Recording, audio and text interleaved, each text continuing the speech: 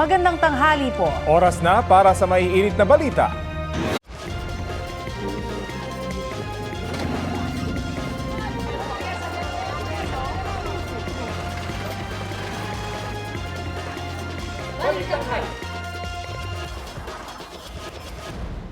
Nagpapaulan po nga ngayon sa ilang bahagi ng bansa ang trough o extension ng binabantayang low pressure area sa Pacific Ocean.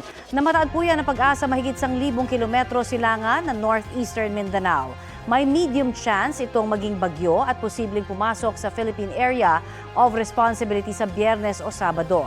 Apektado na ng trough ng LPA ang Palawan at Mindanao. Easterlies naman ang posibleng magpaulan sa Quezon Province at Bicol Region. Habang local thunderstorm ang aasahan sa iba pang bahagi ng bansa, kasama na ang Metro Manila. Marami pa ring lugar ang makararanas ng matinding init at alinsangan. Posibleng pumalo sa danger level na 47 degrees Celsius ang heat index sa Dagupan, Pangasinan. 46 degrees Celsius naman sa Apari at Tuguegarao sa Cagayan at sa Muñoz, Nueva Ecija. 45 degrees Celsius sa Etiague, Isabela, Baler at Kasiguran sa Aurora, Olongapo City, Cavite City, San Jose Occidental, Mindoro at sa Puerto Princesa sa Palawan. 44 degrees Celsius sa Bacnotan, La Union at 10 pang lugar. 43 degrees Celsius ang posibleng heat index sa Pasay City at sa 11 iba pang lugar sa bansa. 42 degrees Celsius sa Calayan, Cagayan at 9 na iba pang lugar. Extreme caution level na 41 degrees Celsius ang posibleng heat index dito po sa Quezon City at 10 pang lugar. 40 degrees Celsius sa Tayabas, Quezon at sa 12 iba pang lugar. Stay hydrated mga kapuso, iwasang magbilad sa arawan mula alas 9 ng umaga hanggang alas 4 ng hapon at magdala po ng payong. Hindi pa man pumapasok sa Philippine Area of Responsibility, nagpaulan at nagpabaha na sa ilang lugar sa Mindanao ang trough ng low pressure area. Balita hatid ni EJ Gomez.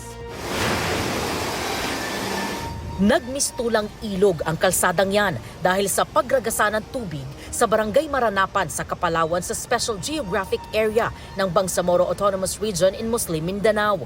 Umapaw kasi ang ilang ilog at sapa dahil sa naranasang pag-ulan. Ang mga residente nagtulong-tulong para maitawid ang ilang motorsiklong na lubog sa baha. Apektado rin ng maraming bahay pati ang mga taniman. Walang naiulat na sugatan o nasawi sa pagbaha.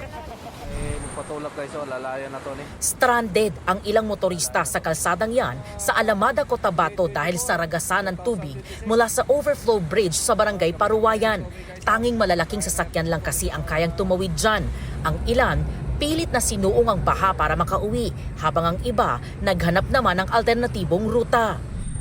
Dahil naman sa magdamag na pag-ulan, binahari ng ilang lugar sa Kabakan, Cotabato, kasunod ng pag-apaw ng Pulangi River. Dagdag pa ang mga basurang bumara sa drainage canal. Nagpatupad na ng desilting at clearing operations ang lokal na pamahalaan sa mga lugar na apektado ng pagbaha. Mga saging raw. Gumuho ang bahagi ng bundok na yan sa Barangay Tinimbakan sa Banisilan, Cotabato. Isang dump truck ang muntik nang mahulog sa bangin dahil sa pagguho ng lupa. Nahila yan at naalis sa kalsada sa tulong ng kasunod na truck. Apektado naman ang daloy ng trapiko sa lugar dahil sa insidente. Nagsagawa na ng clearing operations ang lokal na pamahalaan. Walang naiulat na sugatan o nasawi sa insidente. Ayon sa Pag-asa, ang naranasang pag-ulan sa ilang bahagi ng Mindanao ay dulot ng low pressure area na nasa labas ng Philippine Area of Responsibility. EJ Gomez, nagbabalita para sa GMA News. Isa sa ilalim ulit sa yellow alert ang Visayas Grid mamayang hapon hanggang gabi. Ayon po sa National Grid Corporation of the Philippines, magsisimula po yan mamayang alas 4 ng hapon at tatagal hanggang alas 8 ng gabi. Ibig sabihin manipis ang reserbang kuryente na posibleng magkulang sakaling magka-emergency. Ilan sa dahilan ng yellow alert ang mataas na demand sa kuryente na sinasabayan ng aberya sa coal plant sa Visayas. Samantala, inaasahang nasa normal conditions ang power supply sa Luzon at Mindanao ngayong Lunes.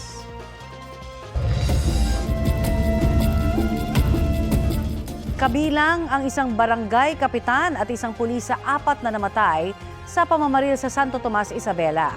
Ayon sa inisyal na investigasyon, isang grupo ang biglang namaril sa mga biktima na nooy nagkakasiyahan sa pista ng Barangay San Rafael, Abajo.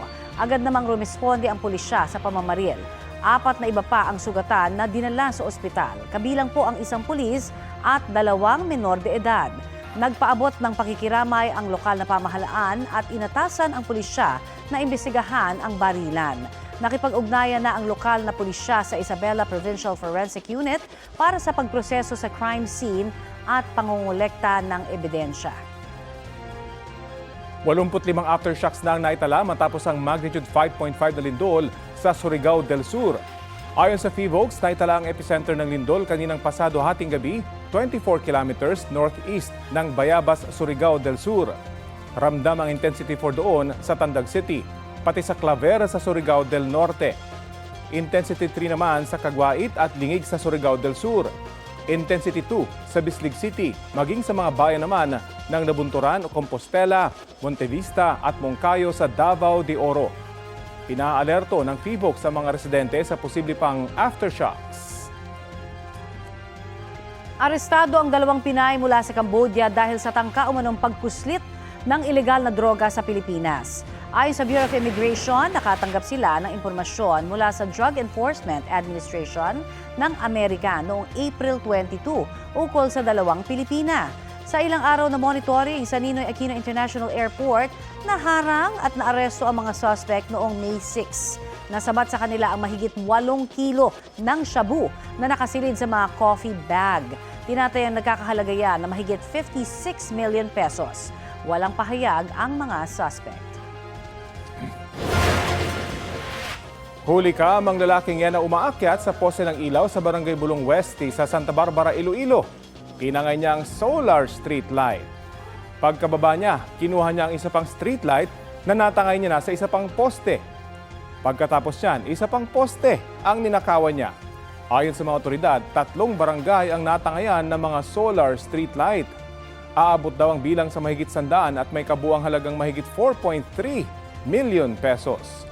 Pinaghahanap ng suspect sa video at mga kasamahan niya. Ayon sa isang opisyal ng Department of Public Works and Highways, 4th District, magsasampa sila ng reklamong robbery laban sa mga suspect. Tumagilid ng isang fire truck na re-responde sana sa isang insidente ng sunog sa Pasig. Sugatan ng driver at kasama niyang fire volunteer. Balitang hatid ni EJ Gomez. Sa dashcam video na ito, binabaybay ng puting MPV ang East Bank Road sa Barangay Manggahan, Pasig City pasado alas 11 ng umaga kahapon. Maya-maya, dinig ang sirena ng paparating na truck ng bumbero. Lumipat ng linya at gumilid ang sasakyang may dashcam.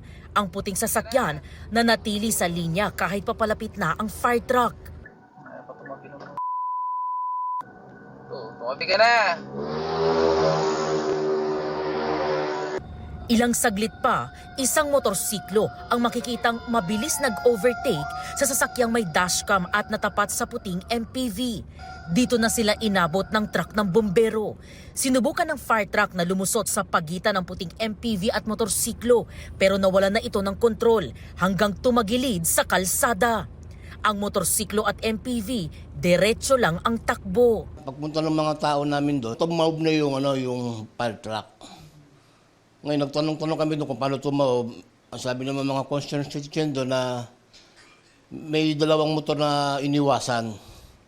Kaya yung pagkabiglong manubela ng fire truck, tumagilid na. May kargang tubig. Tumapon sa kalsada ang kargang tubig ng fire truck. Natunto ng GMA News ang 21 anyos na driver ng fire truck na residente ng Barangay de la Paz. Kwento niya, re-responde sana sila sa sunog sa Pasig nang mangyari ang insidente. Malayo pa lang po kasi rinig na po yung fire truck namin dahil maingay po, naka-full siren din ako. Ang assist ko po kasi dun sa SUV puti na nasa unahan ko, ang una po kasi is mabilis siya. So ngayon po, nung papalapit po ako, bigla po siyang bumagal. So pinasok ko po siya dun sa pagitan nila, so pinagitnaan ko po sila. Ngayon po, nung nakalagpas po ako sa kanila, ayun po yung nawala na po ako ng kontrol. Nagtamo ng sugat at galos sa kanang kamay ang driver. Nagkabukol naman daw sa kaliwang tenga ang kasama nilang fire volunteer. Pagkatao po namin, yung windshield po is bigla na pong nag-collapse. Lumabas po kami sa windshield na. ng sasakyan. Yung windshield nasira, yung bumper sa right side, tapos yung dalawang pinto di mabuksan, tapos yung salamin sa passenger sa front, basag din. At saka yung bulb sa labasan ng pump, sira din. Pansamantala raw hindi magagamit sa fire rescue operations ang naaksidenteng fire truck. Wala naman daw nadamay sa insidente ayon sa barangay. May pakiusap ang mga fire volunteers sa mga motorista. Para din sa lahat na once na may marinig kayong naka-emergency vehicles, pwede naman kayo mag-giveaway. Kahit dahan-dahan, hanggat malayo pa, mag-giveaway na kayo. Para makarating din ng maayos yung emergency vehicle, ambulance or fire truck. EJ Gomez, nagbabalita para sa GMA News. Inalmahan ng kampo ni Senador Bato de la Rosa ang sinabi ng NBI na siya'y armed and dangerous. Ang Bureau of Immigration sinabing walang silang record na nakalabas na ng bansa ang senador. Sa gitna yan ng viral post na nasa New York ang senador. Balita hatid ni Dano Tingkungko. Naglaho ng parambula si Senator Bato de la Rosa mula ng lisanin ng Senate building noong May 14, ilang oras matapos magkaputukan sa Senado. Sabi ni Senador Robin Padilla, bumaba si de la Rosa sa Makati at doon sinundo siya ng kanyang sasakyan. May nagva-viral na post ngayon ng grupong nagpapakilala mga taga-suporta ni Vice President Sara Duterte sa New York at nagsasabing naroon umano si de la Rosa. Pero ayon sa Bureau of Immigration, wala silang namomonitor na nakalabas ng bansa si de la Rosa. Patuloy na nakaalerto ang mga tauhan ng BI ngayong nasa Immigration Lookout Bulletin Order ang senador. Doon sa ating mga international ports of entry and exit, wala po tayong recently recorded na biyahe po. Yung actual na nakita nyo siya halimbawa sa isang airport, kailangan nyo siyang i-hold doon? We have to seek the confirmation with the relevant government agencies. Sabi ng isa pang abogado ni De La Rosa na si Attorney Israelito Torion, wala na siyang contact kay De La Rosa. After that, no contact anymore. But I am in constant contact with the members of the family. Always. Almost, almost every hour, nagka-communicate kami. Itinuturing ng NBI na armed and dangerous si De La Rosa, bagay na inalmahan ng kanyang abogado. Itinanggihan ng isa pa niyang abogadong si Attorney Jimmy Bondoc. Ang NBI anya ang gumagamit ng armado mga tauhan para ipatupad ang arrest warrant na hindi pa napoproseso ng isang local court. Giit pa ng abogado ni De La Rosa, hindi pa dapat ipatupad ang arrest warrant kahit ibinasura ng Korte Suprema ang hiling nilang temporary restraining order laban dito. Dano Tingkungko, nagbabalita para sa GMA News.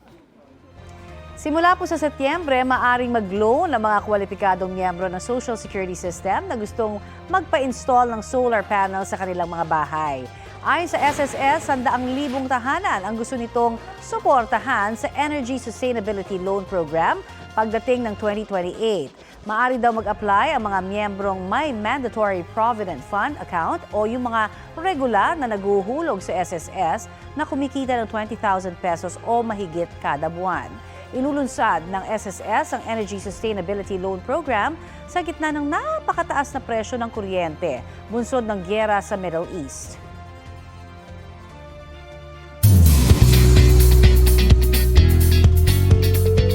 May kanya-kanyang birthday celebrations ang Sparkle Stars na sina Jessica Villarubin, Anthony Constantino at Heath Hornales. Paano kaya sila nag-celebrate ng kanilang extra special day? Alamin ang latest hatid ni Athena Imperial. Isang birthday celebration ang inihanda ng fans ni You're My Favorite Song lead actor Heath Hornales. Game na nakipag-bonding si Heath sa kanyang supporters. Thank you po sa lahat ng support na binibigay niyo po sa akin. Kahit ano po, makulit-kulit po ako, mahiyain, sinusupport niyo pa rin po ako. So I'm really thankful na you guys are still there. MVP sa basketball, most valuable din sa puso ng mga batang cancer patient. Pinili kasi ni Anthony Constantino na mag-celebrate ng kanyang 24th birthday sa isang temporary shelter sa pediatric cancer patients. And I just wanted to give light to the kids that are fighting a battle every single day. And I really just wanted to make them feel seen and recognized, of course, because they really are true warriors. Uuwi si Anthony sa Los Angeles to celebrate with his family. Si The Clash Season 3 Grand Champion Jessica Villarubin, idinaan sa pagbirit ang kanyang 30th birthday celebration. As a champion singer, may gustong ma-achieve si Jessica. Magkaroon ako ng isang song na pag gano'n ako, alam nila.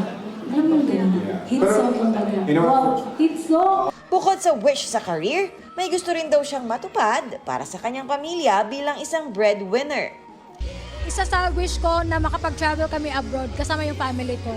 Athena Imperial nagbabalita para sa GMA News. Huli kam sa Mangaldan, Pangasinan, kita ang dalawang baka na yan at tumatakbo palabas sa kalsada.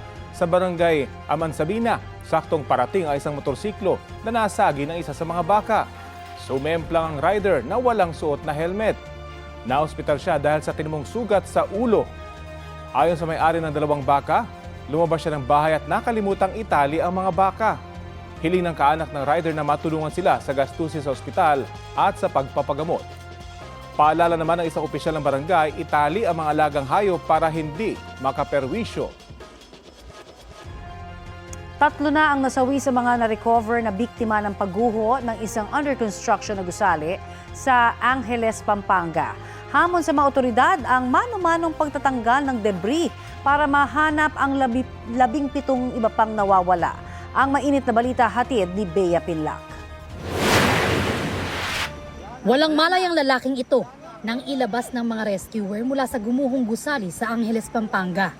Sinubukan pa siyang i-revive sa ambulansya. Dinala sa ospital, pero kalaunay idineklarang patay. Buhay po siya nating nahuhap at hindi na po niya kinaya yung stress paglabas. Yung pong trinay nating i-resuscitate kagabi. Isa siya sa 2 construction worker na kumpirmadong nasawi sa pagguho ng ginagawang hotel sa Balibago. Yung 2 naman po, yun yung rinirescue po natin hanggang kaninang madaling araw. At yun po, confirmed na po na patay na po silang 2. Nasawi rin ang 65 anyos na Malaysian na naipit sa kwarto sa katabing hotel na nadamay sa pagguho. Nakikipag-ugnayan na ang Angeles LGU sa Embahada ng Malaysia para sa pagpapauwi ng kanyang mga labi. Tao sa taas! Kailangan ng rescue nun! Ayun, meron pa. Gumuho! Nakalokaan nila lumindot. Sa tala ng mga otoridad ngayong umaga, 47 ang biktima sa pagguho ng gusali mag-aalas 3 ng madaling araw kahapon. Karamihan sa kanila, construction workers sa ginagawang hotel. Batay raw yan sa record ng site engineer. Hindi pa kasali ang ibang mga nagtitinda sa paligid ng gumuhong gusali na posibleng nadamay. Pwedeng mas malaki, pwedeng mas mababa. So, syempre, yung accuracy po talaga ng bilang, hindi naman natin masasabi sa ngayon. Dahil nga po,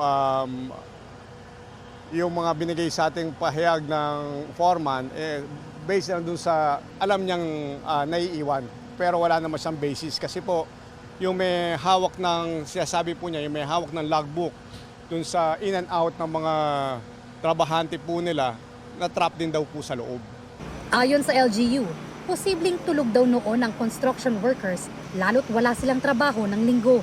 Nakausap namin yung foreman para nagbigay siya ng mga possible na mga taong naipit po sa gumuhong building po. Naning kabuuan po ng construction workers, mahigit daw silang talagang 70.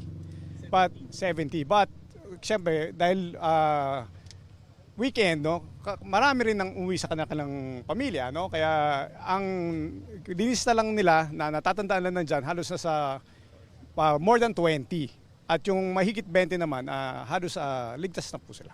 26 na ang na-rescue. 10 sa kanila ang isinugod sa ospital. Lumanik po siya ng malakas. Tumakbo na kami, tapos sinila ako nung barangay na naka-duty dyan. Nabigla rin ako. Akala po namin doon. Nasa baba kami, nandun ang barak sa baba ng building. Natapunan na ako ng simento. Balutan pa ako ng net. Pinunit ko na lang ng yung mga basag na simento. Para makalusot lang ako. Kasi nahirapan ako umiyak. Makalabas to, na yung building. Oo na. 17 ang hindi pa nahahanap. Sa totoo lang po, hindi na kami umaasang buhay yung kapatid ko tsaka yung hipag ko. Dahil po sa tagal At tsaka yung kapatid ko, sandali na pag hindi siya nakakahinga. May mga naka-standby na ambulansya para sa mga posible pang ma-rescue. Ang DPWH, may mga heavy equipment ding dala. Ang pinakamahirap dito is very unstable yung site. No, dahil nga under construction pa to, puro mga scaffolding lang, puro mga bakal lang ang nag-hold dun sa ibang mga debris. So kailangan talaga dito mano-mano. Mano-mano ang pagtanggal ng debris. Mahirap kasi baka ma-disturb yung site lalong bumagsak. No? Ang collapse po ay pancake, so kukunti lang ho yung mga void spaces na pwedeng mapagtrabahuan namin. Ayon sa LGU, kumpleto sa permit ang ginagawang hotel na sinimulang itayo noong 2024. Tuloy-tuloy pa ang search, rescue at retrieval operations ng mga otoridad. After po nitong ating retrieval operation, magkakaroon po tayo ulit ng thermal scanning and at the same time using din po yung ating K9 units to determine if there will be other signs of life. Pag may makita po, proceed ulit tayo sa rescue operation. Kapag wala na po tayong makitang signs of life, breathing, heartbeat, then ang gagawin po natin is magkakaroon na po tayo ng removal of debris. Pahirapan pa matukoy ang sanhi ng pagguho. Pero isa raw sa iimbestigahan ay kung substandard ang paggawa sa gusali. Pinatatawag na rin ng Angeles LGU ang may-ari at kontraktor ng gumuhong gusali para sa imbestigasyon. Sinisikap din namin silang kuhanan ng pahayag. Bea Pinlac, nagbabalita para sa GMA News.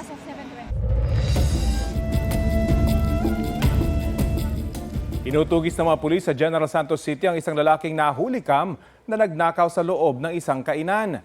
Ayon sa pulisya, nagpakilala ang suspect na taga-ayos ng lababo sa kainan na inutusan daw ng may-ari sa barangay Dadiangas South nitong May 16.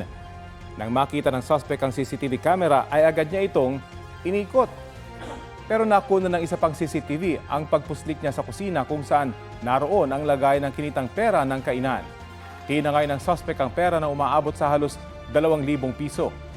Ang nasabing lalaki, itinuturo rin ng mga pulis na nagpanggap naman na glass installer sa isang tindahan ng cellphone parts and accessories sa barangay Dadiangas East nitong May 19. Aabot sa halos 4,000 pisong cash ang natangay noon ng suspect. Ayon sa pulisya, minomonitor na nila ang mga nangyaring nakawan at tinutugis ang suspect. Sakaling magpalit muli ng liderato sa Senado, si Senador Sherwin Gatchalian ang napipisil na maging Senate President ng minorya. Sabi ni Senador Ping Lacson, pinili si Gatchalian para magkaroon ng fresh start at maibangon anya ang Senado. Balitang hatid ni Dano Tingkungko.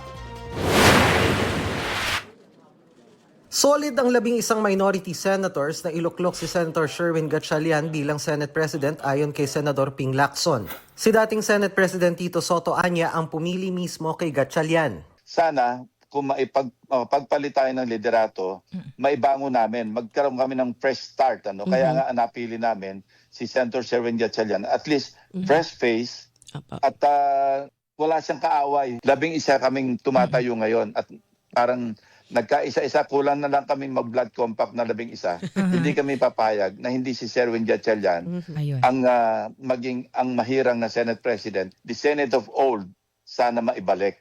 Sa ngayon, nasa 11 lang ang miyembro ng minorya habang 13 ang majority senators. Kailangan ng grupo ni Lacson ng 2 majority senators para makuha ni Gatchalian ang Senate presidency. Pero tumanggi si Lacson na sagutin kung may chance bang bumalik sa kanilang grupo sina Senator Pia Cayetano, magkapatid na Mark at Camille Villar at Senate President Pro Tempore Loren Legarda. Ayokong i-disclose yan. Kung meron ng pag-uusap, sabihin na natin meron kami yung kanya-kanyang task allocation. Kasi yan ang amin na pag-usapan.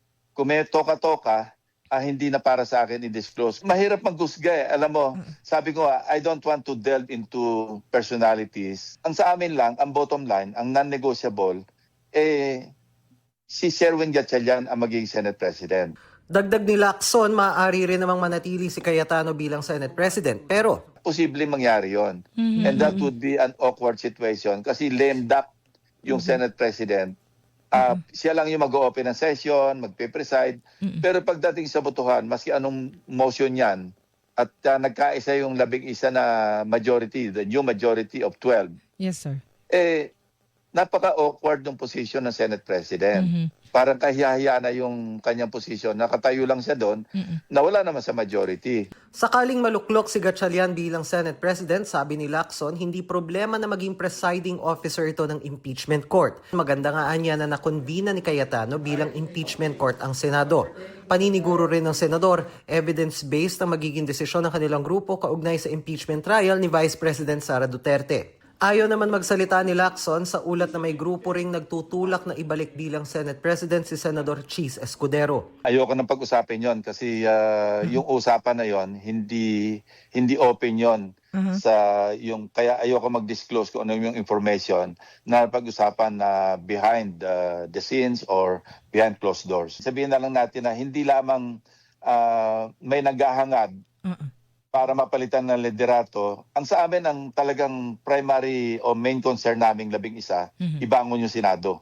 Patuloy naming sinusubukang kunan ng pahayag si Senate President Cayetano pati si Gatchalian at Escudero pero wala pa silang tugon sa ngayon. Dan at Tingkongko nagbabalita para sa GMA News. Walang sintomas at nagnegatibo sa hantavirus ang 38 tripulanting Pinoy na sakay ng barkong nagka-outbreak nito ayon sa Department of Migrant Workers. Kasalukuyan nasa Amsterdam, the Netherlands, ang mga apektadong Pinoy para sa pagpapatuloy ng 6 na linggong quarantine. Tiniyak ng kanilang kumpanya na makatatanggap ng full compensation ang crew members ng barkong MV Hondius. Inaasahang matatapos ang quarantine sa June 18. Target na makauwi sa Pilipinas ang mga Pilipinong crew members pagkatapos silang i-clear ng Dutch health authorities. Ito na ang mabibilis na balita. Sumiklab ang sunog sa isang residential area sa Bagong Baryo sa Caloocan kaninang madaling araw. Umabot sa 15 bahay ang apektado. Napulayan matapos ang mahigit 1 oras. Inaalam pa ang sanhi ng apoy at bilang ng mga apektadong residente. Pansamantalang walang supply ng tubig ang ilang bahagi ng Metro Manila at Cavite matapos masira ang isang pipeline sa Ermita, Maynila. Ayon sa Maynilad, aksidenteng nasira ng isang contractor ng Manila LGU ang nasabing pipeline sa kanto ng Antonio Villegas Street at Natividad Lopez Street. Nagsasagawa na ng emergency repairs ang Maynilad. Magpapadala rin daw ang Maynilad ng mobile tankers sa mga apektadong lugar para mag-deliver ng tubig. Makikita ang listahan ng mga apektadong barangay sa Facebook page ng Maynilad.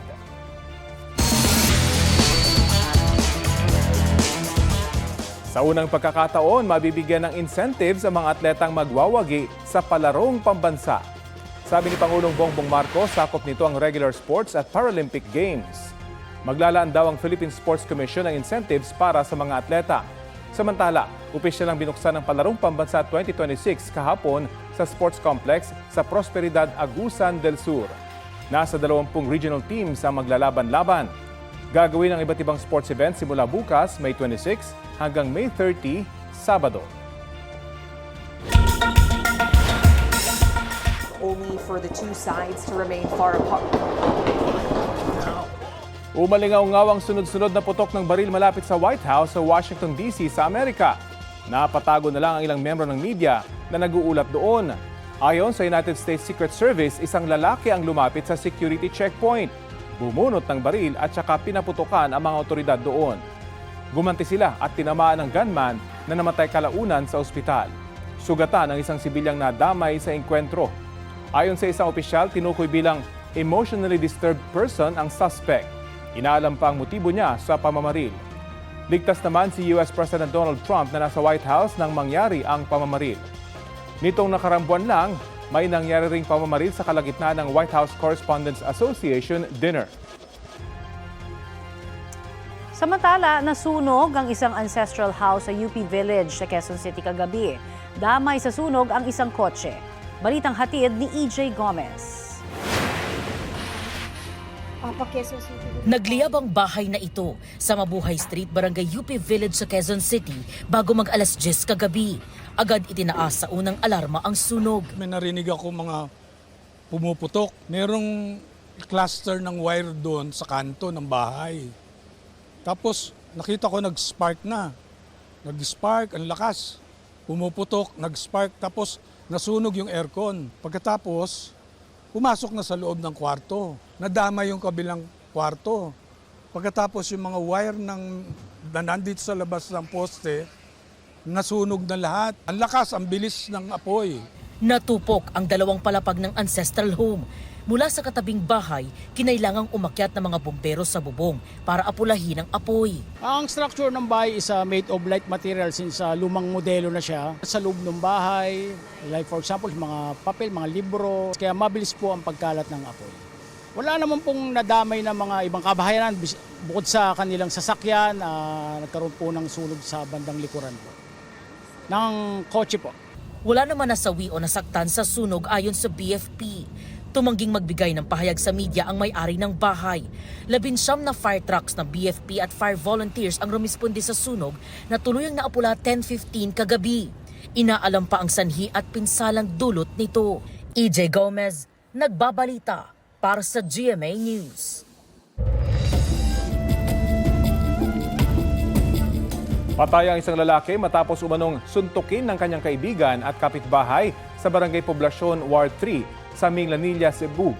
Ayon sa pulisya, hindi nagustuhan ng suspect ang biro sa kanya ng biktima na humantong sa panununtok nito. Ayon sa lola ng biktima, namilipit sa sakit ng ulo noon ang kanyang apo hanggang sa natagpuan na lang siyang walang buhay. Inirekomenda ng pulisya na isailalim sa autopsy ang labi ng lalaki para malaman ang kanyang ikinamatay. Tumanggi magsalita sa harap ng kamera ang suspect. Ayon sa kanyang misis, nagsisi na siya sa kanyang nagawa. Arestado ang isang lalaki sa Quezon City matapos mahulihan umano ng mahigit 2 milyong pisong halaga ng marijuana. Balitang hatid ni James Agustin. Nakabalot sa packaging tape ang mga pinatuyong dahon ng marijuana habang nakalagay sa resealable plastic ang mga Cusho high-grade marijuana na nasabat ang mga operatiba ng Novaliches Police Station sa bahay na ito sa Barangay San Agustin, Quezon City. Inaresto ang 33 anyo sa lalaking may-ari ng bahay na siyang target ng bypass operation matapos mabilhan ng droga ng pulis na nagpanggap na buyer. Ilang buwan din namin minanmanan tong suspect kasi nagpalipat-lipat po siya ng tirahan. Medyo mailap po kasi siya Kaya hindi namin siya agad nakuha. Sa kabuuan nakuha ang mahigit 420 gramo ng kush, mahigit 11 kilo ng pinatuyong dahon ng marijuana at mahigit 2 kilo ng liquid marijuana na nagkakahalaga na mahigit 2.4 million pesos. Ayon sa pulisya, ang liquid marijuana ay nilalagay sa mga disposable vape cartridge. Inaalam pa ng mga otoridad ang source ng droga. Ang area of operation niya po ay dito sa Novaliches lang din. At ang mga kadalasan o karamihan sa mga parokyano niya ay mga kabataan. Itinanggi ng suspect na nagbebenta siya ng marijuana. Wala raw nakuha ang droga sa kanya. Hindi pa ako nagbebenta po. Hindi pa totoo po yung sinabi ko. Ano participation mo? Wala po akong kinalaman po. Sa iba yung droga na nakuha? Hindi po. Sinampa ng suspect na reklamong paglabag sa Comprehensive Dangerous Drugs Act. James Agustin, nagbabalita para sa GMA News. Hindi lang show, the game must go on din sa isang pickleball court sa Coronadal, South Cotabato. The lights are out dahil nawala ng kuryente sa gitna ng laro. In naman ang pagiging mapamaraan ng magkaibigang naglalaro ng pickleball. Gumamit sila ng cellphone, flashlights para tuloy ang hampasan ng mga paddle. Ang eksena para tuloy silang mga ninja na naglalaro sa dilim. Hindi na nakunan sa video na bumalik din ang kalaunan ang kuryente. Patay ang isang motorcycle rider sa karambola ng 7 sasakyan sa Pulumulok, South Cotabato. Ayon sa pulisya, nawalan umano ng preno ang isang truck sa pababang bahagi ng kalsada sa Barangay Poblacion. Dahilan para mabangga nito ang biktimang rider. Dead on arrival po siya sa ospital dahil sa tama sa ulo at katawan. 3 kotse at 2 iba pang motor ang nabangga ng truck. 7 sasakay ng mga ito ang sugatan.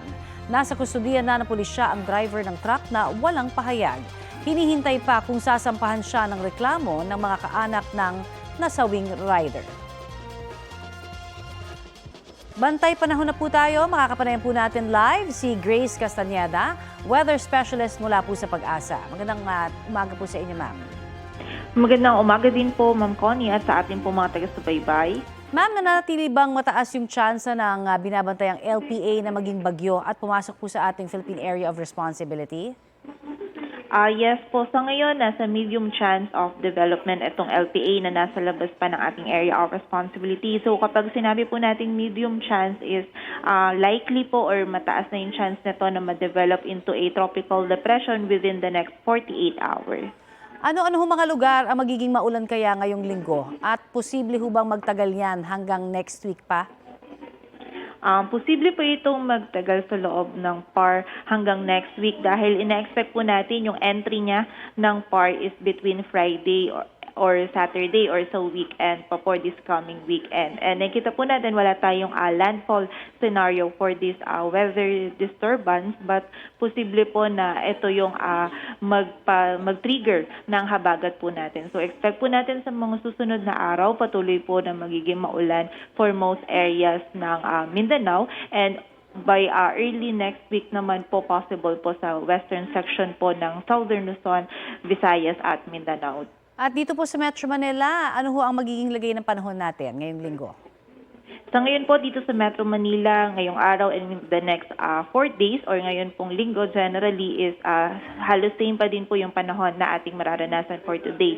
Partly cloudy to cloudy pa rin po tayo, mainit at maalinsangan pa din po yung panahon natin and pagsapit po na hapon at gabi, nandun na yung mga biglaang pag-ulan dulot po ng mga localized thunderstorms. At posible pa rin ho ba yung dalawang panibagong LPA bago matapos ang buwang ito? Sa ngayon po, hindi pa rin po natin inaalis yung possibility nung dalawang low pressure area sa loob po ng ating PAR.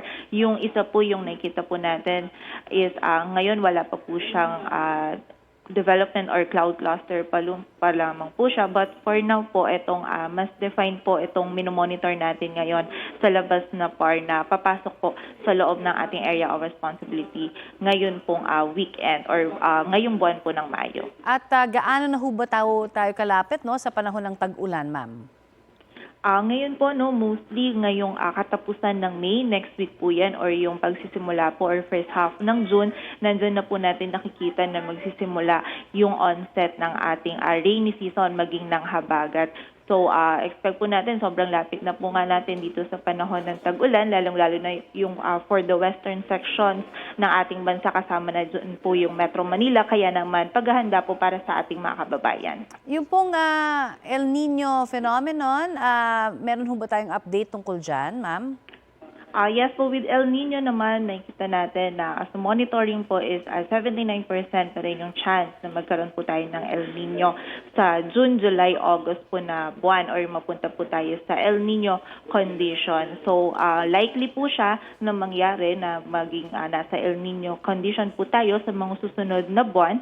Kaya expect po natin na for eastern side of the country mostly, nandun po yung below normal rainfall natin saka yung warmer conditions. But on the western side, kasama na po dyan yung Metro Manila, kapag nag-onset na po tayo ng El Nino, na kasabay din ng habagat season po natin, expect natin mas magiging enhanced yung mga rainfall po natin for the western sections of the country. Okay, dun sa mga sinasabing babala nga, kasi parang marami ho ang nalilito, di ba? Sabi nga, pagka El Nino, tagtuyot, pero marami rin mas malalakas na bagyo ba tayong aasahan dahil nga na-enhance pa ho nitong habagat?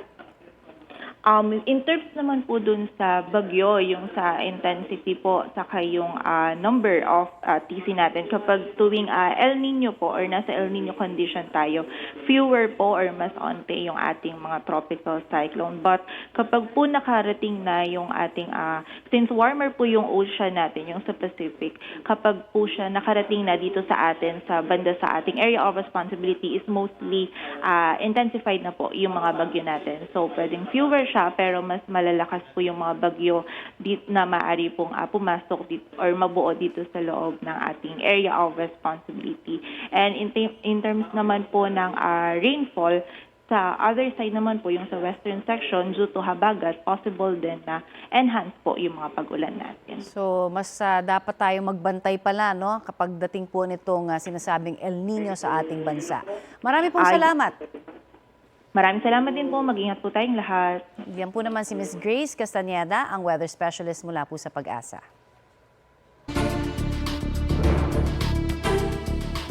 Mainit na balita, nadagdagan ang bilang ng patay sa pagguho ng gusali sa Pampanga. Pahirapan ang paghahanap sa mga nawawala dahil sa lalim ng guho. May ulat on the spot si Chino Gaston. Chino? Rafi, abot na sa 4 ang kumpirmadong nasawi sa gumuhong gusali dito sa Angeles City, Pampanga. Nakasentro ang rescue at retrieval operations ng mga tauhan ng BFP, CDRMO at iba pang ahensya ng gobyerno sa paanan ng gumuhong gusali. Dito kasi naituro ng mga K9 units ng Philippine Coast Guard ang lokasyon ng ilan sa mga pinaghahanap na construction worker. Kaninang alas 10:30 ng umaga, nakuha ang bangkay ng isa umanong vendor na nagtitinda sa gilid ng construction site. Ang 3 mga labi na unang nakuha sa gumuhong gusali nadala agad sa ospital ng Angeles at ang ilan sa mga labi kinuha na ng kanilang mga kaanak simula ngayong araw. Malaking problema para sa mga rescuer ang sobrang lalim ng lokasyon ng mga biktima at ang naglalakihang biga at konkretong poste ng gusali na nakapatong-patong o nagkanda patong-patong. Ilan sa mga kaanak na mga nagtatrabaho sa site ang nagpunta rito kanina sa pag-asang mahanap ang kanilang mga mahal sa buhay. Pero hanggang ngayon wala pa rin silang natatanggap na update. Sa opisyal na tala ng mga otoridad, 4 ang patay, 16 ang nawawala o 17 pala ang nawawala at 26 ang na-rescue. Sa bilang ng mga na-rescue, 10 ang nadala agad sa ospital. Samantalang Rafi, dumating dito pasado alas 11 ng umaga si DSWD Secretary Rex Gatchalian kasama si Angeles City Mayor Jojo Lasatino para makausap ng personal itong mga na-rescue at yung mga kaanak ng mga nasawing construction worker. Nangako ang kalihim na magbibigay ng tulong pinansyal at iba pang pwedeng tulong na ibigay ng gobyerno dito sa mga biktima. At syempre inikot din nila ang construction site kung saan magsasagawa nga raw ng investigasyon pagkatapos ng matapos na o mag-wrap up na itong rescue and retrieval operation sa incident site. Rafi. Chino, yung 17 pinaghahanap pa, puro construction workers ba ito? At tama ba na rescue operation pa rin ito at hindi pa retrieval lamang, Chino? Yes, ang deklarasyon ng local government unit ng Angeles City ay ito'y isang rescue operations pa, bagamat alam naman natin nakakakuha na nga sila ng mga labi ng mga biktima, pero ang official stance or posture ngayon ng ating mga rescue units dito mula sa BFP, Coast Guard at iba pang mga agencies ay this is still a rescue operation at palagi gabi-gabi parang may ginagawa silang scanning dito, thermal scanning para malaman kung meron pang mga warm bodies at kung maaaring mag-indicate o magbigay ng posibleng lokasyon nitong mga survivors pa sa ilalim ng ilang palapagtong gusali na gumuho. Alam natin, Chino, nandyan din yung MMDA at meron silang mga equipment, hindi ba, Chino? Kumusta yung kanilang operasyon dyan, Chino?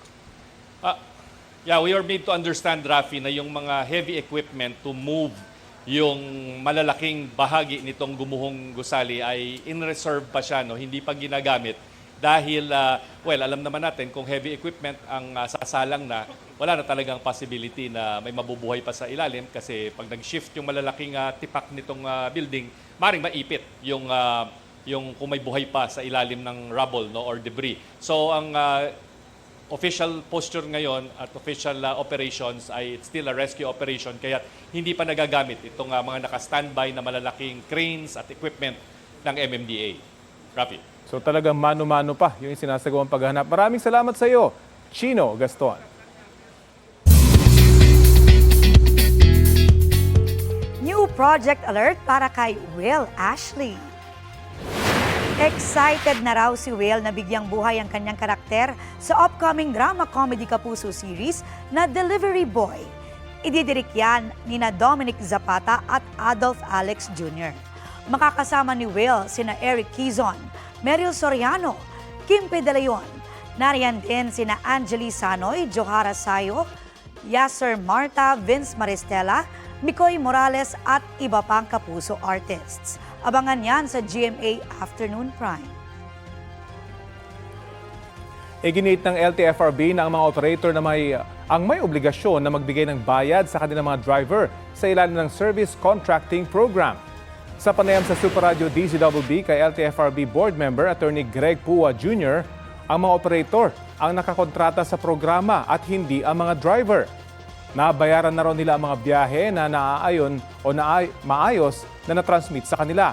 Target naman nilang matapos bayaran ang mga not properly transmitted na biyahe ngayong buwan. Nauna lang sinabi ng ilang driver na ilang linggo na silang hindi nakakatanggap ng bayad para sa service contracting program ng gobyerno. Mahigit 2,000 pamilyang nasunugan sa Binondo, Maynila ang makakatanggap po ng iba't ibang assistance mula sa gobyerno. Inanunsyo po yan ni Pangulong Bongbong Marcos sa kanyang pagbisita ngayong araw sa Delpan Evacuation Center kung saan pansamantala silang manunuluyan. Tig 10,000 piso ang matatanggap nila mula sa DSWD sa pamamagitan po ng assistance to individuals in crisis situations. Tig 30,000 piso naman mula sa National Housing Authority na maaaring pambili sa mga materyales panggawa ng bahay. Ayon sa ilang beneficiaries, malaking tulong ito para makabili sila ng mga kailangan nila para makabangon muli. Kahapon, linggo nang masunog ang residential community sa Parola Compound sa Binondo. Sama-samang tumakbo ang ilang sundalo, pulis at iba pang uniform personnel sa isang fun run sa Taguig. Para yan sa Akbay Dagat Run for the Reefs sa Fort Bonifacio Army Headquarters kahapon ng umaga.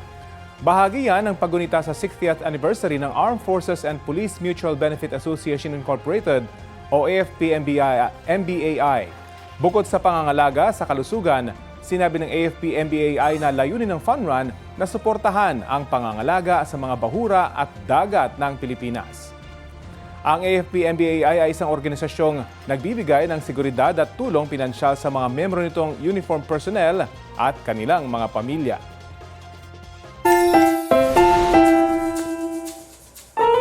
Totoo ba to? Karamihan daw sa mga lalaki ay hindi showy sa emotions. Hindi naman siguro. Meron din meron mga din. luhain. Ayan. Pero ibahin nyo raw ang ating tampok ng mga ito, mga tito sa Bohol. Ito naman, umaapaw ba naman ang kilig sa love story ng kanilang pamangkin? Ba? You're not gonna see anybody else than me. Wow! Ayan o. Uy! Very animated ang reaksyon ni na Tito Lawrence, Bernard at Patrick.